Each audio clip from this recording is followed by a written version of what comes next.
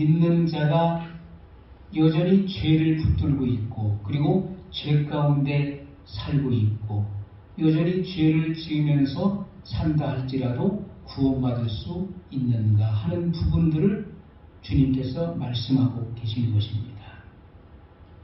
죄를 지어도 여전히 죄 가운데 살아도 천국에 가느냐 아니면 지옥 가는 것일까? 여러분, 이러한 부분들에 대한 신학적 논쟁도 계속되고 있습니다. 그래서 칼빈의 절대 예정론을 믿는 사람들은 이미 창세전에 구원받을 자와 구원받지 못할 자가 결정되어 있기 때문에 구원받을 자들은 결국은 돌아오게 된다. 구원받지 못할 자들은 아무리 지금 신앙생활을 잘하고 있어도 결국은 타락의 길을 가고 구원에서 제외된다. 요한 웨슬리의 예정을 믿는 이들은 하나님께서는 창세전에 구원받을 자와 구원받지 못할 자가 누구인지 알고 계시지만은 그렇게 되도록 결정하지는 않으셨다는 것이죠. 그러므로 만인 구원설 그리고 모든 이들에게 구원받을 수 있는 기회를 제공하시고 자기의 자유의지를 통해서 그 자유의지를 선용함으로써 구원받을 수 있다는 사실을 분명히 말씀하고 있는 것입니다. 그러면서 많은 이들이 우리가 죄 가운데 죄를 짓고 살고 있다 할지라도 한번 구원받은 사람은 결코 구원을 잃지 않는다라고 주장하는 이들은 가정에서 자녀가 잘못을 저질렀다고 해서 부모가 호적에서 그 이름을 빼버리지 않지 않느냐. 그러므로 구원받는다. 이렇게 주장하는 것입니다. 여러분, 그러나 우리가 분명히 알아야 될 것은요.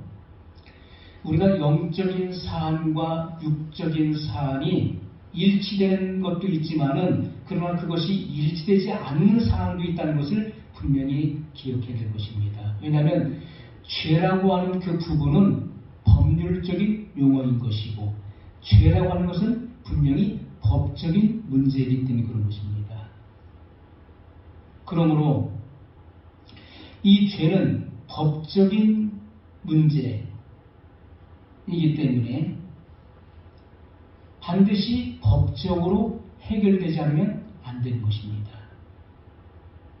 하나님의 아들이 이 땅에 오신 이유가 무엇입니까? 그것은 우리의 죄를 없애시기 위해서 오셨다고 말씀하셨어요. 우리의 죄를 대속하시기 위해서 우리의 죄를 대속할 하나님의 어린 양으로 오셨던 것입니다. 인류의 죄가 죄 없으신 하나님의 어린 양에게로 전가되었고 죄 없으신 예수님께서 친히 죄가 되어 십자가에서 죽으셨어요. 하나님의 그 무서운 진노와 심판, 우리에게 쏟아져야 될 그 무서운 하나님의 진노가 하나님의 어린 양에게로 쏟아진 것입니다. 그러므로 우리의 죄가 용서를 받게 된 것입니다. 누구든지 그를 믿는 자는 구원을 얻게 된 것입니다. 누구든지 저를 믿는 자는 부끄러움을 당하지 아니하리라고 분명히 말씀하셨어요. 여러분, 우리가 성경 출애굽기 32장 33절에 보면 여호와께서 모세에게 이르시되 금송아지 우상을 만들어 놓고 아론을 선동해서 우상 숭배했었던 이스라엘 백성들, 하나님의 진노가 극심할 때 모세가 하나님 앞에 저 우리 백성, 우매한 백성들을 용서해달라고 간구할 때 하나님께서 하신 말씀이에요. 여호와께서 모세에게 이르시되 누구든지 내게 범죄하면 그는 내가 내 책에서 지워버리리라. 그는 내 책에서 지워버리리라. 그는 내가 내 책에서 지워버리리라. 여러분, 하나님의 심판대 앞에 여러 책들이 놓여 있는데 거기에는 생명책이 있습니다. 이것은 하나님의 어린 양의 생명책이에요. 그 책의 이름이 농명되지 않은 자들은 심판을 받는 것입니다. 영원한 불의 심판을 받는 거예요. 그리고 심판대 위에는 행위록이 있습니다. 다른 말로 죄의 책이라고 불려질 것입니다. 또 하나는 기념책이 있어요. 우리는 우리의 행한 대로 죽은 자들은 둘째 사망의 해를 받는 자들은 둘째 부활에 참여하게 되고 그리고 그들의 죄의 경중에 따라 심판을 받게 되는 것입니다. 히브리서 6장 4절 6절에 보면 한 번 비침을 얻고 하늘의 은사를 맛보고 성령에 참여한 바 되고 하나님의 선한 말씀과 내세의 능력을 맛보고 타락한 자들은 구원을 얻었었지만은 타락한 자들은 다시 새롭게 하여 회개케 할 수 없나니 이는 자기가 하나님의 아들을 다시 십자가에 못 박아 현저히 욕을 보임이라. 과거에는 잘 믿었었는데 지금 배도의 길에 서 있다면은 여전히 죄를 버리지 아니하고 죄의 길에 서 있다면은 또는 성령님을 회방하는 결정적인 죄를 범했다면은 그들에게는 다시 회개할 기회를 주시지 않는다. 이렇게 말씀하고 있는 것입니다. 요한복음 12장 48절에 보면 나를 저버리고 내 말을 받지 아니하는 자를 심판할 리가 있으니 내 말을 받지 아니하는 자를 심판할 리가 있다. 주님의 말씀을 듣고도 순종하지 않는 자들을 심판할 리가 계시다는 거예요. 곧 나의 한 그 말이 마지막 날에 저를 심판하리라. 예수님께서 하신 말씀이 이 성경 66권인 것입니다. 이 말씀의 법에 의해서 모든 이들은 심판을 받게 되는 것입니다. 주님은 죄인도 사랑하셔서 죄인을 용서하시기 위해서 이 땅에 오셨지만 그러나 저희를 심판할 리가 계시니 나의 한 말이 마지막 날에 저를 심판하리라고 말씀하셨던 것입니다. 여러분 우리가 마태복음 7장 21절 23절의 말씀을 보면 마지막 날에 많은 이들이 주님 앞에 나와서 주여 주여 우리가 주의 이름으로 선지자 노릇했습니다. 주님의 이름으로 귀신을 쫓아내었고 주님의 이름을 빙자하여 많은 권능을 행하지 아니하였나이까. 예수께서 밝히 말씀하시기를 성경의 말씀으로 밝히 보여주신다는 것입니다. 밝혀주신다는 거예요. 합법과 불법이 무엇인지를 밝히 보여준다는 거예요. 그들의 죄의 목록을 밝히 보여주신다는 것입니다. 불법을 행한 자들아 나는 내가 누군지 도무지 알지 못하니 내게서 떠나가라 하리라. 나더러 주여 주여 하는 자마다 다 천국에 들어갈 것이 아니요 다만 하늘에 계신 내 아버지의 뜻대로 행하는 자라야 들어가리라고 말씀하셨어요. 천국은 예수님을 가리켜 주님이라고 습관적으로 부르진다고 해서 구원한다는 것이 아닙니다. 예수님을 가리켜 주여 주여 찾는다고 해서 다 천국 가는 것이 아니라는 거예요. 성경의 진리를 정확하게 이해하고 아버지의 뜻이 무엇인가를 알고 그 뜻을 행하는 자, 순종하는 자, 그 말씀을 준행하는 자만이 천국의 일원이 되고 천국에 들어갈 수 있는 것이라고 분명히 말씀하신 것입니다. 자, 그러면 우리는 이제 너무나 중요한 말씀을 우리가 다루게 됩니다. 로마서 10장 10절에 보면 사람이 마음으로 믿어 의에 이르고 입으로 시인하여 구원에 이르느니라. 이렇게 말씀했어요.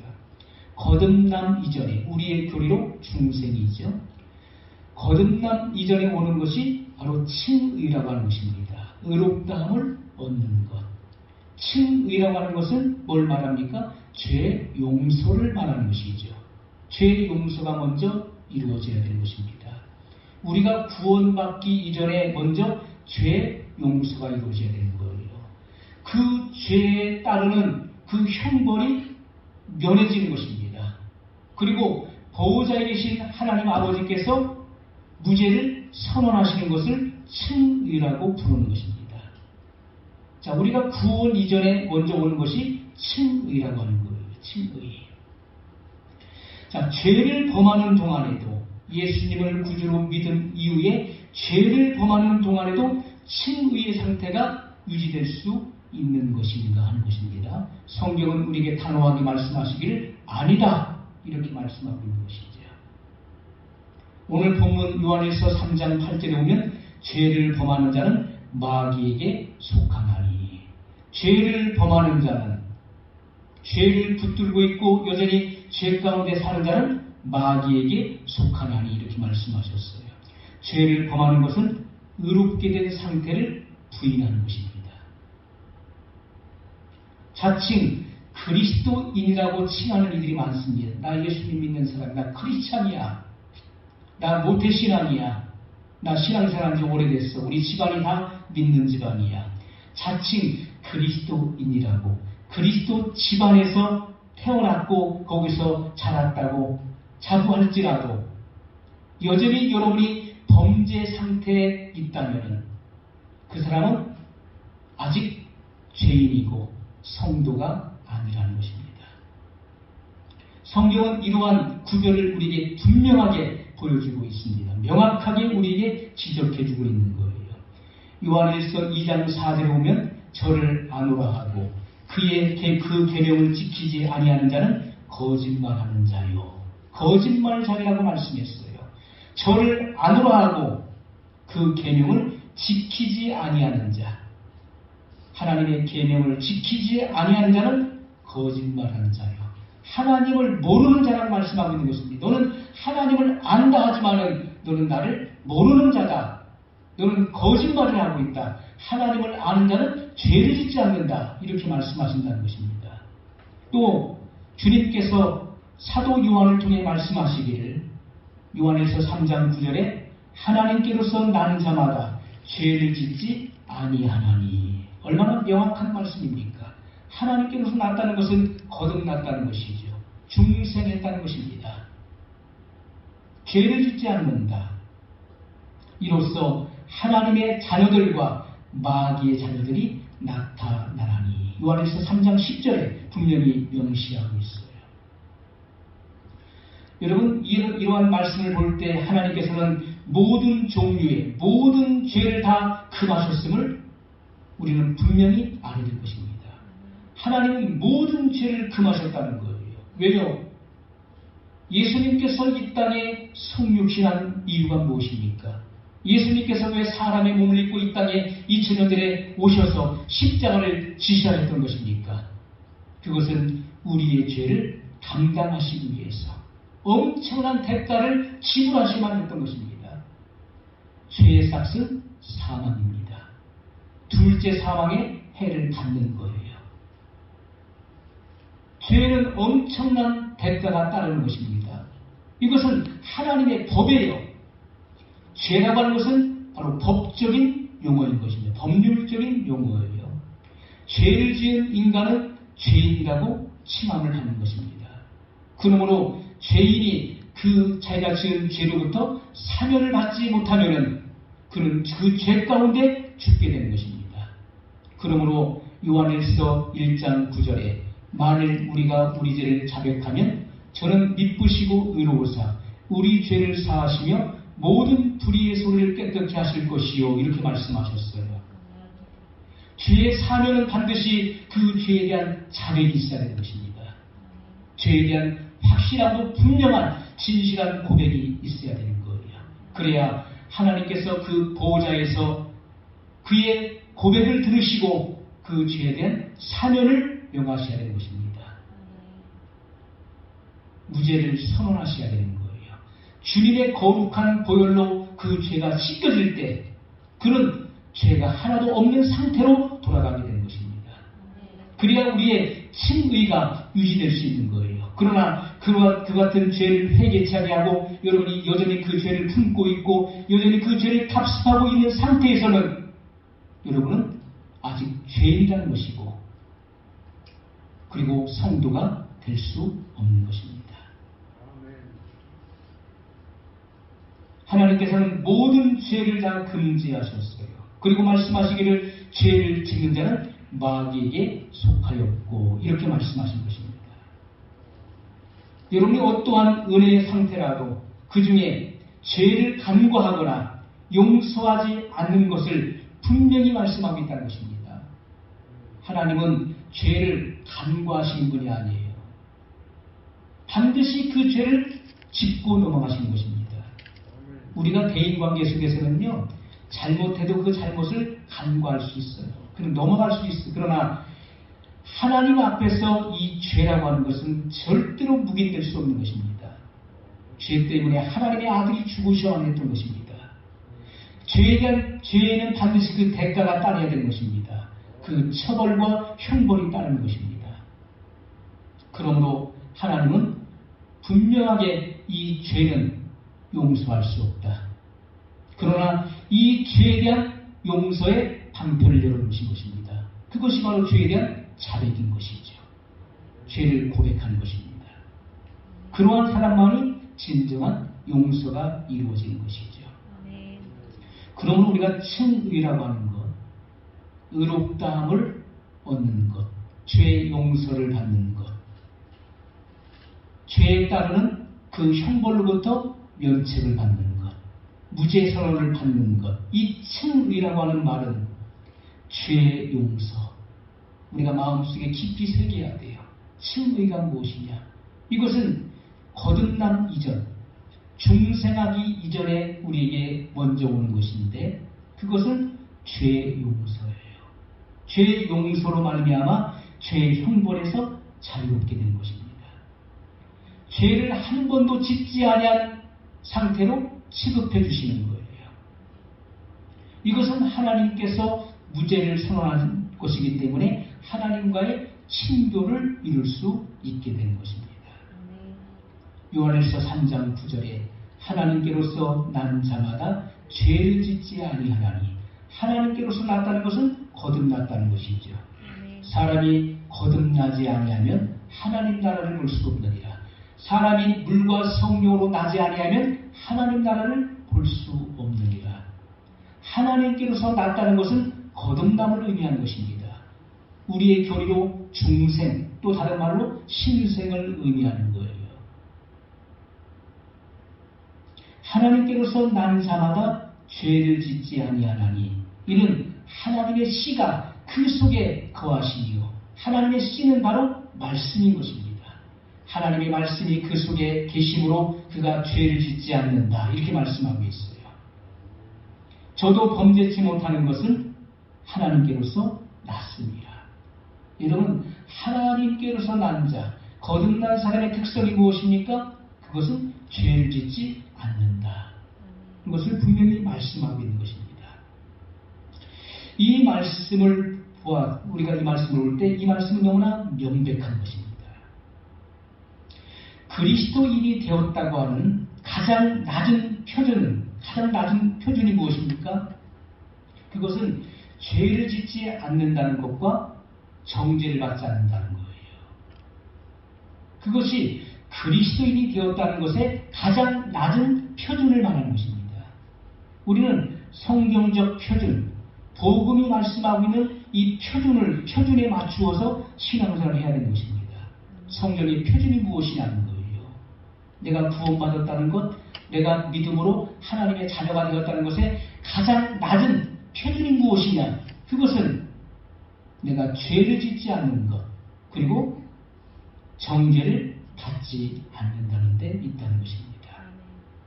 구원의 최소 한도가 무엇입니까? 그것은 죄를 짓지 않는 데서 구제를 받는 거예요. 죄를 짓는 데서 구제를 받는 것이죠.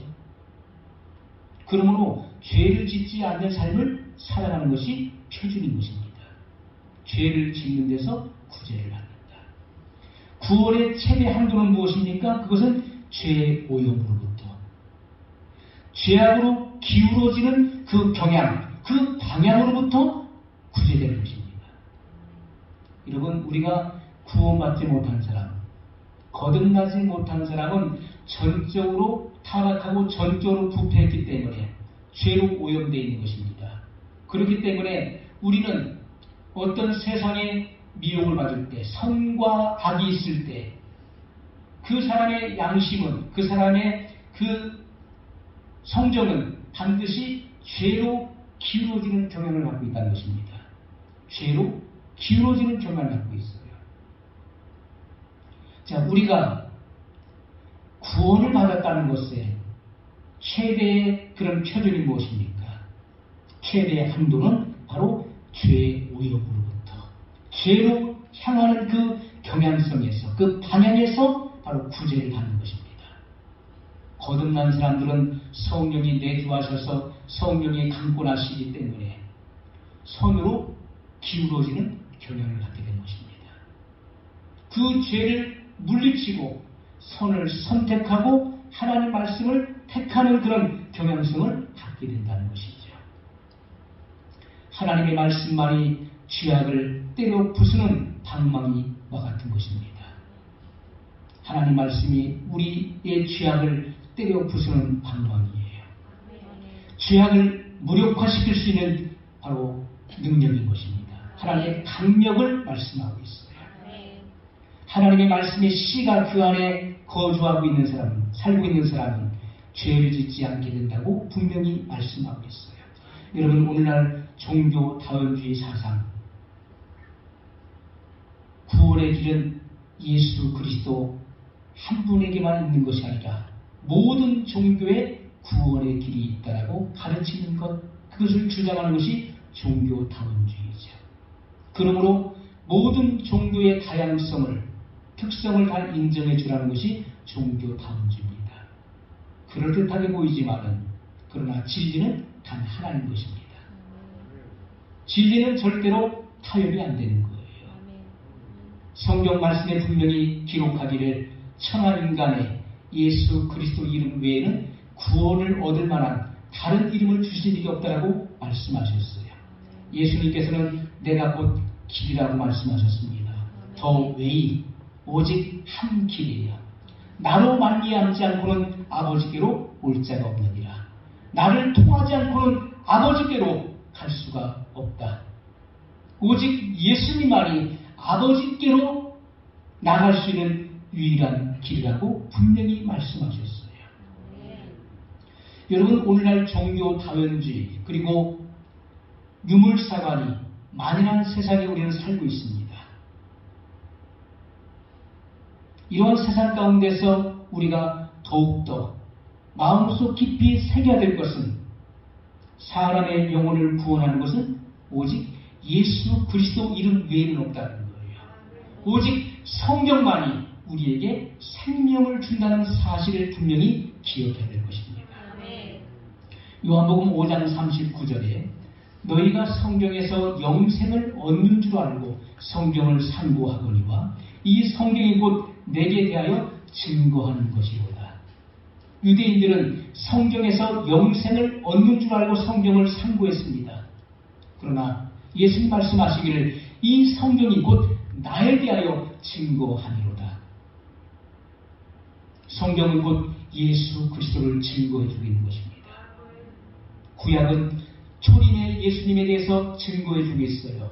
구원자 예수님, 메시아이신 예수님이 예수님이 오실 것을 증거해주고 있고, 신약은 다시 오실 재림의 예수님을 약속하고 있는 것입니다. 증거해주고 있는 말씀인 것이죠. 그러므로 구약과 신약의 모든 말씀의 중심은 예수 그리스도이신 것입니다. 예수 그리스도로 말미암아 우리가 구원을 얻고 생명을 얻는 거예요. 하나님의 아들이 있는 자에게는 생명이 있고 하나님의 아들이 없는 자에게는 생명이 없다라고 분명히 말씀하신 것입니다. 우리 안에 하나님의 아들이 계셔야 되는 거예요. 하나님의 진리가 있는 사람은 바로 생명을 가진 사람인 것입니다. 그러므로 성경은 생명의 본질인 것이죠. 여러분이 영생을 얻기 원한다면 성경을 깊이 상고해야 될 것입니다. 하나님 말씀을 읽고 그리고 연구하고 묵상하고 그 말씀을 시청하십시오. 끊임없이 이 말씀을 반복하셔야 돼요. 이 말씀을 영의 양식으로 취하십시오. 무식하지만 우리가 지혜로울 수 있는 것은 바로 우리에게 하나님 말씀이 있기 때문에 그렇습니다. 하나님 말씀을 가진 자, 하나님의 말씀이 여러분의 중심에 있고 여러분의 입술에 있는 사람은 지혜로운 사람인 것입니다. 약하지만 강할 수 있는 것은 하나님의 은혜가 있기 때문에 그런 것입니다. 나를 나타내려고 하는 사람은 죄를 나타내는 것입니다. 자기의 우월성과 자기의 탁월함을, 자기 자랑을 하는 사람은 죄를 나타내는 사람이에요. 내가 죽는 것만큼 내 안에 예수님께서 나타나시게 될 것입니다. 바울은 분명히 고백하기를 이제는 내가 사는 것이 아니요 내 안에 그리스도께서 나로 살고 계신다. 그러므로 그리스도의 남은 고난을 내 육체에 채우느라고 그런 고백했던 것입니다.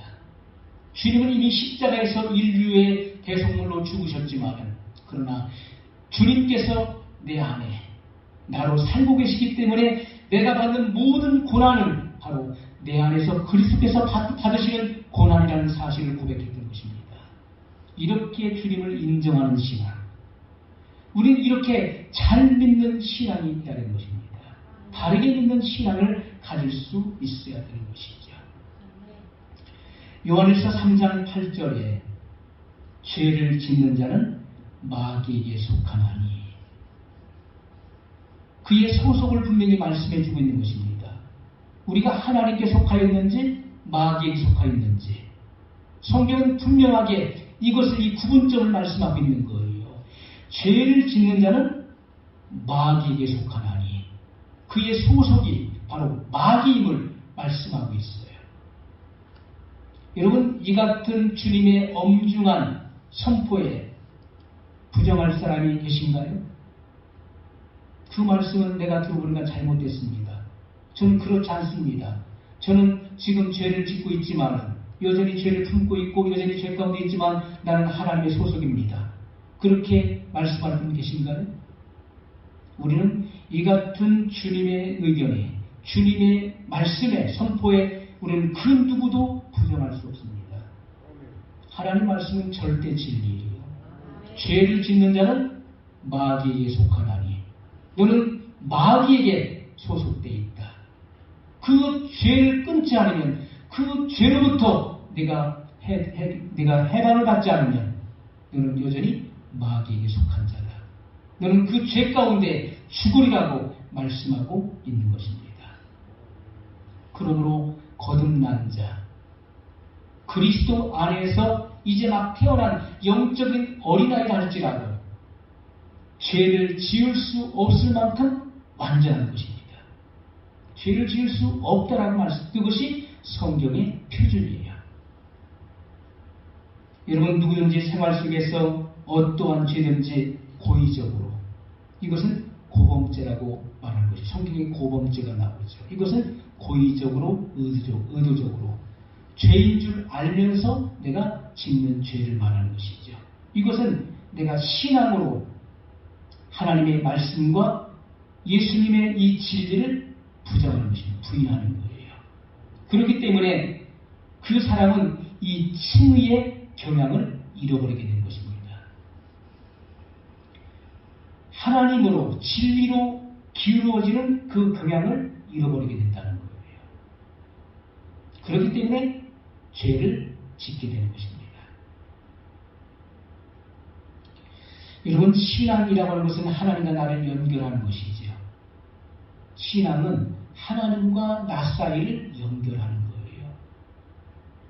그러나 우리가 죄를 지음으로써 그 연결이 끊어지는 것입니다. 그래서 하나님과의 단절이 오는 것이죠.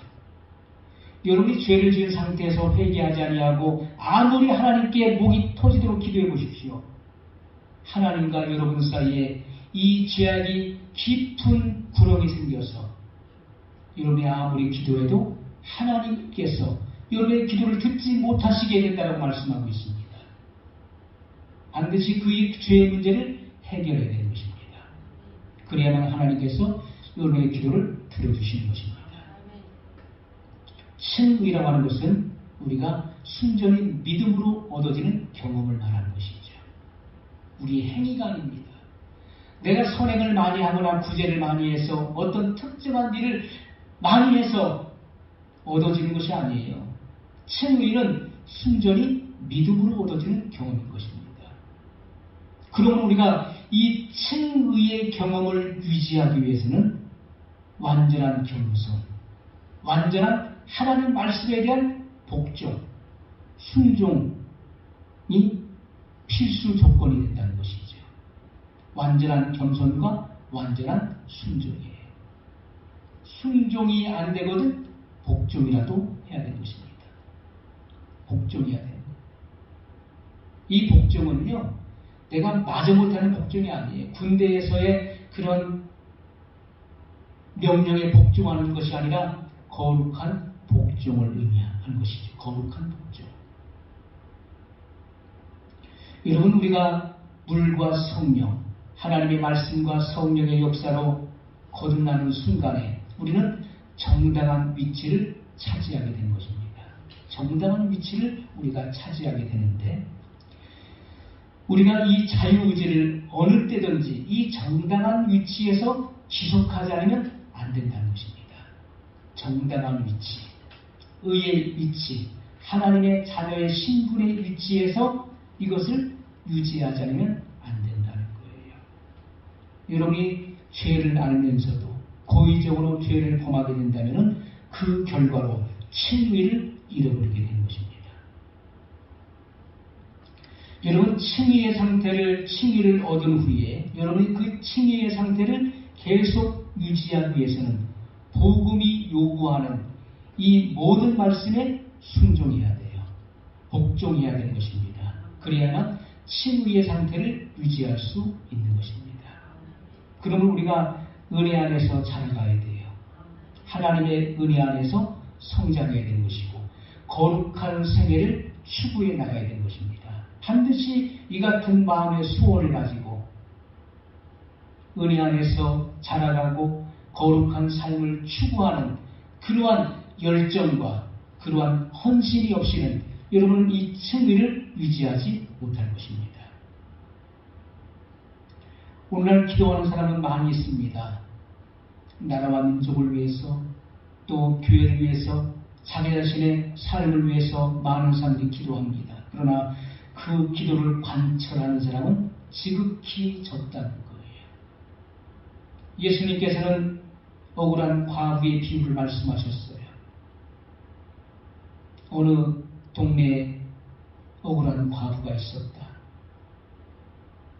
그러나 그 마을에는 불의한 재판관이 있었기 때문에 그는 하나님도 두려워하지 않고 사람을 두려워하지 않고 하나님도 두려워하지 않는 재판관이에요. 그렇기 때문에 항상 불공정한 판결을 내리는 것입니다. 하나님을 의식하지 않기 때문에 불의한 재판장이에요. 그러나 그가 포기하지 않고 날마다 그를 찾아가서 괴롭게 함으로 날마다 찾아가서 간청하고 또 간청하는 거예요. 그래서 재판관이 마음에 생각하기를, 야, 내가 사람도 두렵지 않고 하나님조차도 두렵지 않는 사람인데 저 과부가 매일같이 찾아와서 귀찮게 하니까 내가 더 이상은 내가 못 견디겠다. 그래서 그의 날마다 간섭하고 귀찮게 함을 인해서 그 소원을 들어주었다고 하는 그러한 비유를 말씀하시면서 인자가 올 때 세상에서 믿음을 보겠느냐 이렇게 말씀하셨어요. 인자가 올 때, 재림할 때 세상에서 믿음을 보겠느냐. 여러분, 불의한 재판관, 억울한 과부의 비유를 하시면서 이어지는 말씀이 인자가 재림할 때 세상에서 믿음을 보겠다. 무슨 믿음입니까? 끈질긴 믿음의 기도. 사람이 기도를 시작하고 믿음이 없으므로 그 기도를 중단해버리게 됩니다. 자기가 기도해놓고 무슨 기도했는지도 몰라요. 잊어버려요. 무성의한 기도. 마음에 뜨거운 열정이 없고 그 기도의 응답을 사모하지 않고 하는 기도는 중언부언의 기도인 것입니다. 시간만 때우려고 하는 기도는 중언부언의 기도예요.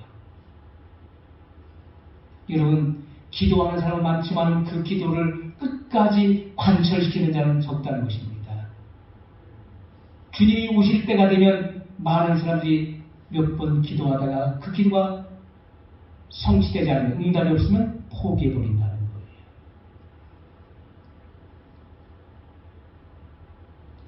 여러분, 우리는 하나님께서 우리의 기도를 들으셨다고 하는 확증을 믿기까지 기도할 수 있어야 돼요. 보증적인 역사, 마음에 참된 평안과 그리고 기쁨을, 확신을 주실 때까지 우리는 기도할 수 있어야 돼요. 마지막 시대의 사람들은 끈질긴 기도, 지속적인 기도를 하지 않습니다. 종교 통합의 시대에 쉬운 구원의 교리를 찾아다니죠. 내가 지은 죄를 정당화시켜줄 그런 교회를 찾아다닙니다. 교회는 그러한 신자라 할지라도 교회를 얻기 위해서 받아줍니다. 그래서 교회는 세속화되는 것입니다. 여러분, 복음은요, 복음의 진리는 절대로 죄를 용납하지 않는 것입니다. 죄와는 피 흘리기까지 싸워야 되는 것입니다. 하나님은 모든 죄를 금하셨어요. 모든 죄는 하나님과 반대되는 것이고 하나님과 원수가 되는 것입니다. 그러므로 그 어떠한 죄라도 주님은 용납하지 않으신다는 거예요. 지금은 영적으로 가장 위태로운 시기로 우리가 볼 수 있습니다. 그 어느 때보다도 영적으로 가장 위태로운 시기를 살고 있어요. 여러분, 어떤 이들은 말씀을 등한히하고 찬양 집회로, 찬양을 중심으로 나가는 교회들 있지 않습니까? 잘못된 것입니다. 물론 하나님은 찬양을 받으시지만은 하나님의 진리보다 할 수 없는 것입니다. 하나님 말씀이 중심이 되어야 될 것이죠. 하나님 말씀을 배제한 성령의 역사는, 그것은 성령의 역사를 표방한 악령의 역사인 것입니다. 성령님은 진리의 영이시기 때문에 진리가 증거되고 진리가 선포되는 곳에만 역사하신다는 사실이에요. 오늘날 많은 교인들은 자기 입맛에 맞는 설교를 선호합니다. 내가 듣기 원하는 것만 가려드리려고 하는 경향을 가지고 있어요. 여러분, 오늘날 목회자가 기도 없이도 성도들이 잘 듣는 설교도 있다는 것입니다. 기도를 하나도 하지 않은 것도요, 성도들을 울렸다 웃겼다, 뭔가 마음의 공감대를 이루고 그리고 뭔가를 끼칠 수 있는 거예요. 그러나 기도를 많이 했음에도 불구하고 성도들이 잘 알아듣지 못하는 설교도 있다는 것입니다. 여러분, 전자는 마귀를 웃게 만드는 것이고 후자는 마귀를 울게 만드는 거예요.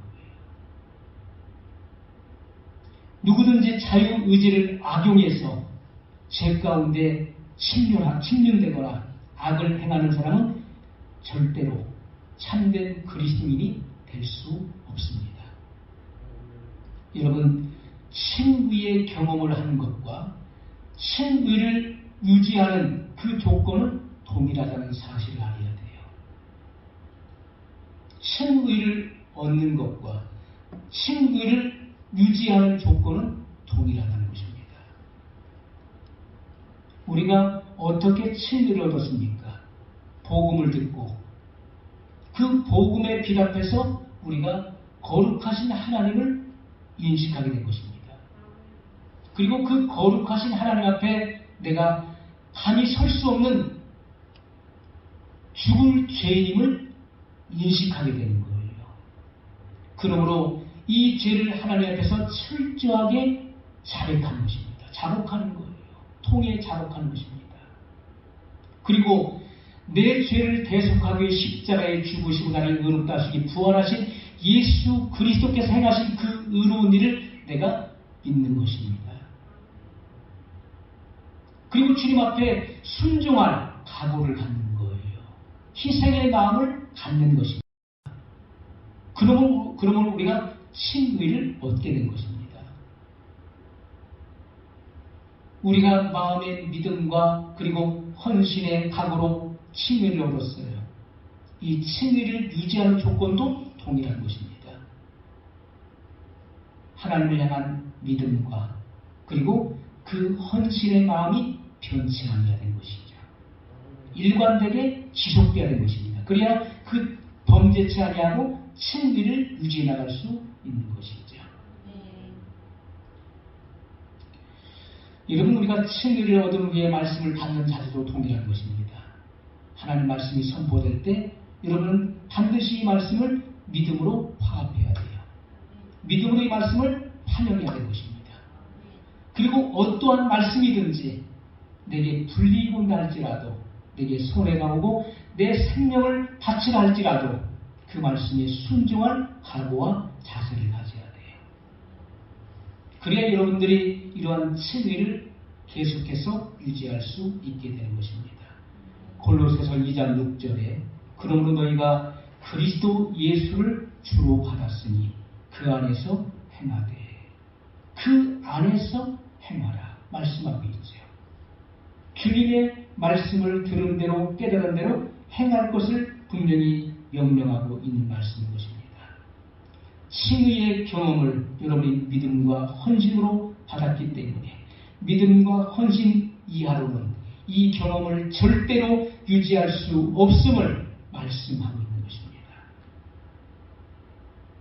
의롭다함을 받는 신앙, 의롭다함을 받는 신앙과 순종하는 신령과는 서로 연결되어 있는 거예요.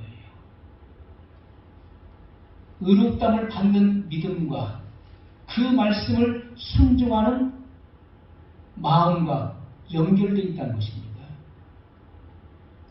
순종은 신앙을 완전하게 만드는 거예요.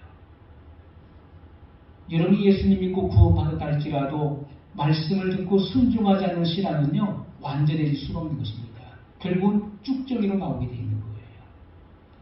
쭉정이와 가라지는 다른 것이죠. 쭉정이는 그 본질이 같은 것입니다. 그 종자가 같은 거예요. 그러나 때가 이르면 그 안에 알곡이 가득해서 그 안에 그 속이 채워져서 꽉 채워져서 알곡으로 나와야 되는데 속이 비어있는, 껍데기만 있는 속이 비어있는 것을 쭉정이라고 하는 것이죠. 가라지는 그 종자가 다른 것을 말하는 것입니다. 여러분이 때가 되면 마땅히 알곡으로 나와야 되는데 속이 빈 쭉정으로 나온다면 심판을 면하지 못한다는 것입니다. 구원을 받았지만은 하나님의 말씀을 등한히 여기고 그리고 여러분이 여전히 불순종 가운데 거한다면, 죄 가운데 거한다면 결국 쭉정이가 되어서 불에 태워진다는 것을 성경은 분명히 말씀하고 있어요. 순종하는 신앙만이 여러분의 믿음을 완전케 하는 것입니다. 반대로 불순종은 여러분을 영원한 파멸로 이끌게 될 것입니다. 여러분, 한 번 구원이 영원한 구원이 아닌 것입니다. 그 구원을 지속하고 궁극적 구원에 도달하기 위해서는 가장 기초적인 칭의를 유지해야 되는 것입니다. 칭의. 그래서 하나님께 속한 자는 죄를 짓지 않는 것입니다. 그것이 복음적 표준인 것입니다. 이 같은 말씀을 마음속에 깊이 새기고 마귀에게 속한 자가 아니요 하나님께 소속되어서 하나님의 의를 성취하는 믿음의 생애를 살아가시기를 예수님의 이름으로 축복합니다. 오늘 말씀을 기억하면서 우리 한 목소리로 같이 기도하겠습니다. 영원하신 사랑의 하나님 아버지 감사합니다. 하나님의 말씀을 들은 대로 말씀을 이해하고 깨달은 그대로 순종할 수 있도록 도와주시옵소서. 우리의 삶 속에서 산출되어지는 이 모든 믿음의 아름다운 열매들이 나오게 하여 주옵소서. 거룩하신 하나님 아버지, 불순종의 열매가 아니라 순종의 결과물이 나올 수 있도록 은총을 베풀어 주옵소서. 거룩하신 하나님 아버지, 우리에게 좋은 열매, 아름다운 열매를 원하고 계시는 주님, 우리가 믿고 받은 대로 내가 믿은 그 믿음의 실체가 무엇인지를 우리의 삶의 열매를 통해서 입증할 수 있도록 아버지 은총을 베풀어 주옵소서. 성령님께서 한 영혼 한 영혼을 주님께서 다스려 주옵시고 은혜 가운데 이끌어 주시고 인도해 주시고 모든 하나님의 진리 가운데 행할 수 있도록 축복해 주옵소서. 성령께서 주관의 드심을 감사합니다. 우리의 온 마음과 뜻과 정성을 다하여 생명을 다하여 하나님의 복음을 사수하며 이 복음을 지켜낼 수 있는 마음의 분명한 결단과 각오를 할 수 있도록 주여 은혜 위에 은혜를 더하여 주옵소서. 아버지 감사합니다. 존귀와 영광을 받으시옵소서. 예수 그리스도의 이름으로 기도합니다.